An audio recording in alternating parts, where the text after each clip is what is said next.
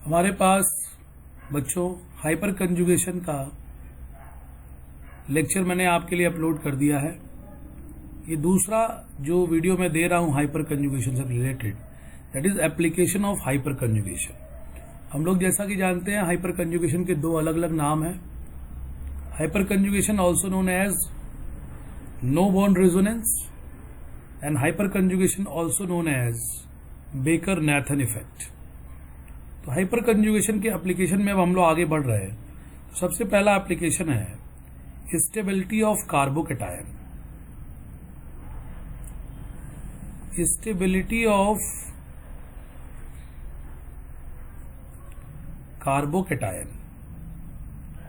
Already carbocation की stability inductive effect के द्वारा एक्सप्लेन की जा सकती है।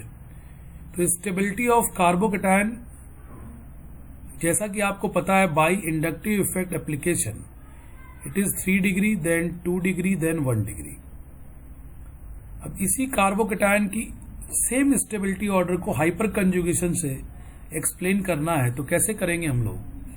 जैसे मैंने आपसे कहा कि भाई हाइपर कंजुगेशन में alpha carbon hydrogen bond, alpha that is next carbon या एडजेसेंट या attach carbon to positive charge carbon.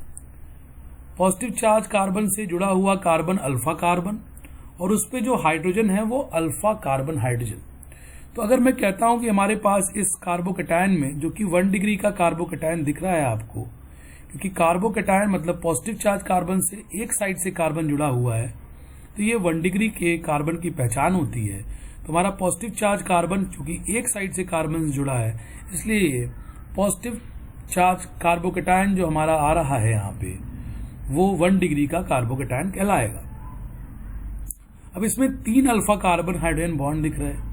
तो एक पहला बॉन्ड हमने इधर डिलोकलाइज कराया एंड दिस डिलोकलाइजेशन, जिसमें सिग्मा बॉन्ड पाई बॉन्ड में बदलने जा रहा है, this delocalisation is hyper conjugation.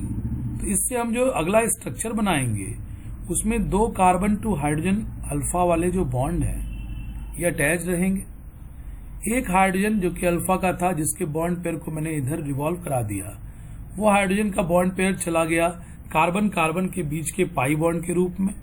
तो वो हाइड्रोजन हमारा एज ए H+ यहां से इवॉल्व करता हुआ नजर आ रहा है और ये CH2।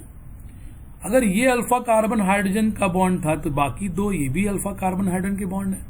तो इससे 2 एक्स्ट्रा और स्ट्रक्चर बन जाएंगे। तो वो स्ट्रक्चर हम बना के दिखा दें, लेकिन एक बार में एक ही H+ हमको अल्फा हाइड्रोजन को एज ए H+ डिटैच करके दिखाना है। ये देखिए दूसरा स्ट्रक्चर बन गया, दूसरा अल्फा कार्बन हाइड्रोजन यूज कर लिया and another is third one. तो ये CH और यहां पे एक हाइड्रोजन को H+ कर दिया, डबल बॉन्ड CH2। क्या और भी कोई अल्फा हाइड्रोजन है इसमें? नहीं, 3 अल्फा हाइड्रोजन थे, 3 एक्स्ट्रा हाइपर कंजुगेटिंग स्ट्रक्चर इसमें बन गया। अगर आप एक 2 डिग्री का कार्बोकैटायन उठाएं, अगर आप एक 2 डिग्री का कार्बोकैटायन उठाएं,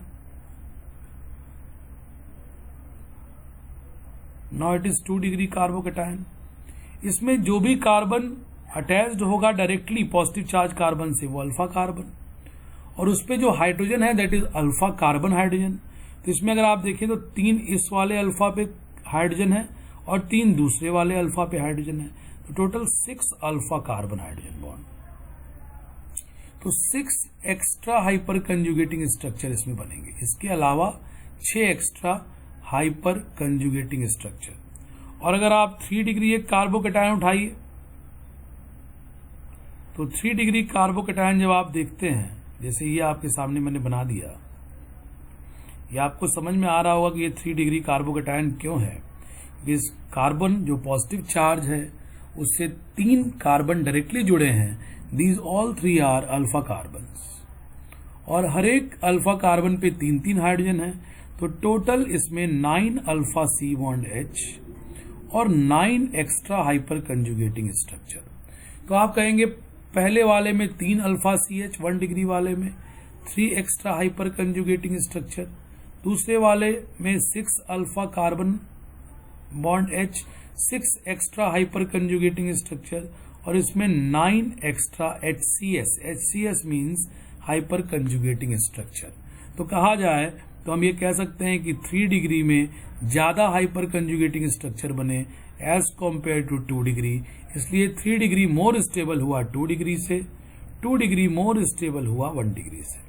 अगर आपसे कोई पूछता है कि मिथाइल कार्बोकेटायन में कितने अल्फा कार्बन हाइड्रोजन है, तो कोई नहीं, इसलिए इसमें नो हाइपर कंजुगेटिंग स्ट्रक्चर, इसलिए सबसे लीस्ट स्टेबल हो जाएगा स्ट्रक्चर। तो ये बच्चों हम लोगों ने कार्बोकेटायन का stability order by hyper conjugation discuss कर लिया।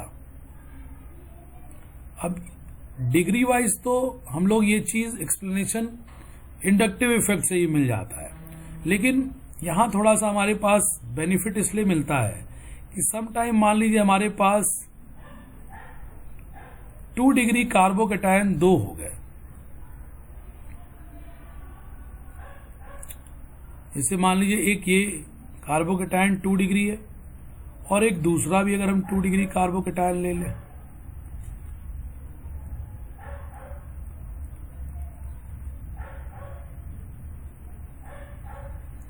तो अब ये दोनों 2 डिग्री कार्बोकेटायन है। अब इन दोनों में कौन ज्यादा स्टेबल है अगर आपसे कोई पूछे, तो डिग्री जब सेम है तो हाइपर कंजुगेशन बहुत अच्छा आपका हेल्प करता है। आप देखिए इसमें ये पॉजिटिव चार्ज कार्बन से जुड़ा हुआ, जो डायरेक्टली कार्बन जुड़ा है वो अल्फा कार्बन है, उस पे जितने हाइड्रोजन है उतना अल्फा कार्बन हाइड्रोजन और उतना एक्स्ट्रा हाइपर कंजुगेटिंग स्ट्रक्चर। इसमें आपको मिल जाएगा 2 अल्फा कार्बन ए में भी है, 2 अल्फा कार्बन बी में भी है, लेकिन इसमें ए में 5 अल्फा सी बॉन्ड एच आपको दिखेंगे, इसलिए 5 एक्स्ट्रा हाइपर कंजुगेटिंग स्ट्रक्चर बनेगा। जबकि इस वाले में आपको 2 यहां और 2 यहां केवल 4 अल्फा सी बॉन्ड एच दिखेंगे, तो 4 हाइपर कंजुगेटिंग स्ट्रक्चर बनेगा। इस बेसिस पे आप कह सकते हैं कि जैसा हम लोगों ने देखा, more the number of hyper conjugating structure more is the stability. तो हम कह सकते हैं ऑल्दो ए और बी दोनों ही 2 डिग्री में हैं, लेकिन ए की स्टेबिलिटी ज्यादा है बी से, क्योंकि ए में ज्यादा हाइपर कंजुगेटिंग स्ट्रक्चर बन रहे हैं एज कंपेयर टू बी। अब इसी के पैटर्न पे अगर मैं आपको एक सेकंड एप्लीकेशन में ले चलूं, that is stability of carbon free radical, stability of carbon free radical, second application stability of carbon free radical, stability of carbon free radical.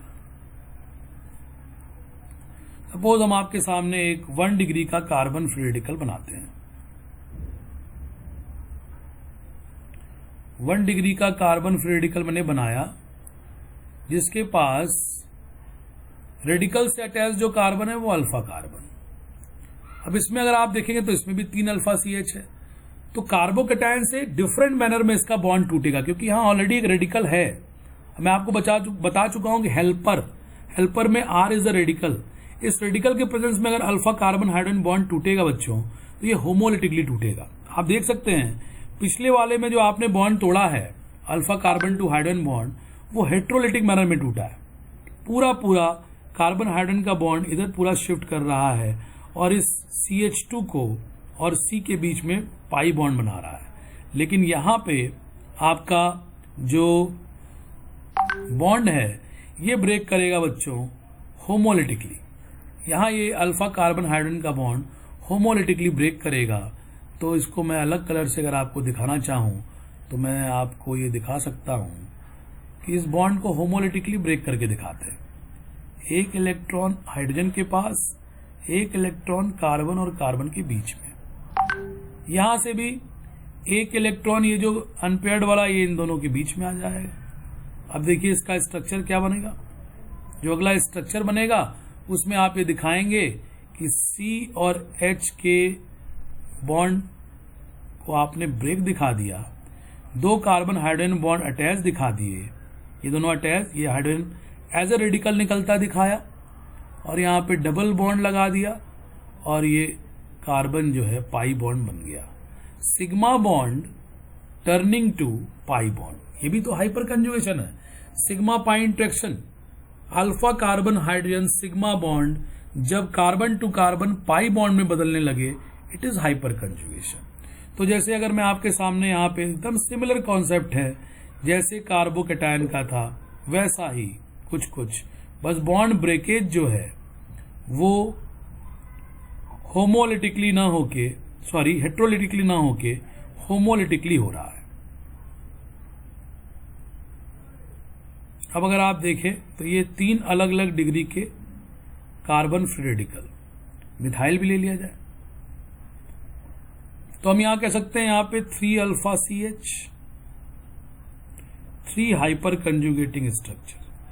Carbocation से ये अलग केवल इतने के पैटर्न पे है कि वहां हेट्रोलिटिक क्लीवेज होता है बॉन्ड का या होमोलिटिक होता है। Rest concepts are approximately same.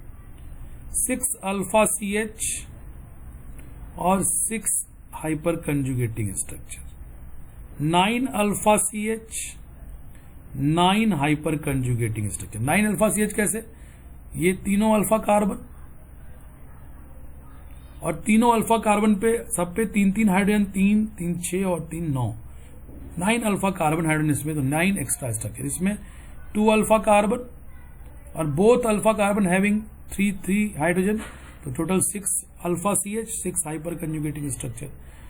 तो इस पैटर्न पे हम लोग ये कह सकते हैं कि जैसे जैसे हम कार्बोकैटायन के जैसा ही ये भी है, रेडिकल में जब हम लोग डिग्री बढ़ाते हैं तो हाइपर कंजुगेटिंग स्ट्रक्चर बढ़ने से स्टेबिलिटी जो है वो इंक्रीज करती है, और रेडिकल की स्टेबिलिटी को इंक्रीज करने के लिए इंडक्टिव इफेक्ट काम नहीं करता।